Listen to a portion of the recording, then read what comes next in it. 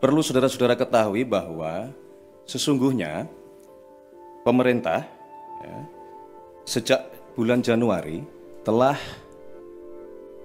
menerbitkan peraturan presiden mengenai penertiban kawasan hutan yang di dalamnya termasuk usaha-usaha berbasis sumber daya alam.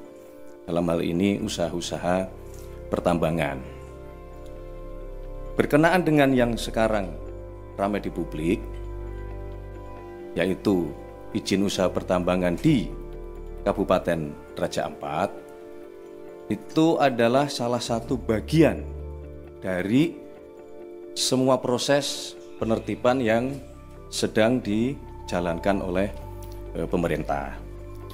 Namun demikian, kami mewakili pemerintah tentu mengucapkan terima kasih kepada seluruh masyarakat yang dengan terus memberikan masukan, memberikan informasi kepada pemerintah, terutama para pegiat-pegiat media sosial yang menyampaikan masukan dan kepedulian kepada pemerintah.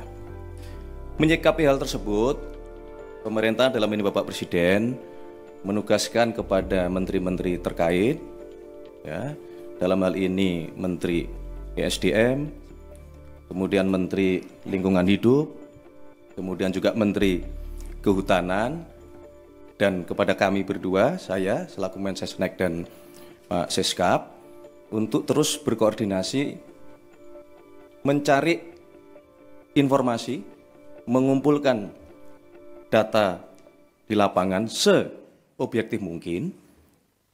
Dan kemarin Bapak Presiden memimpin rapat terbatas, salah satunya membahas tentang izin usaha pertambangan di Kabupaten Raja Ampat ini, dan atas petunjuk Bapak Presiden, beliau memutuskan bahwa pemerintah akan mencabut izin usaha pertambangan untuk 4 perusahaan di Kabupaten Raja Ampat.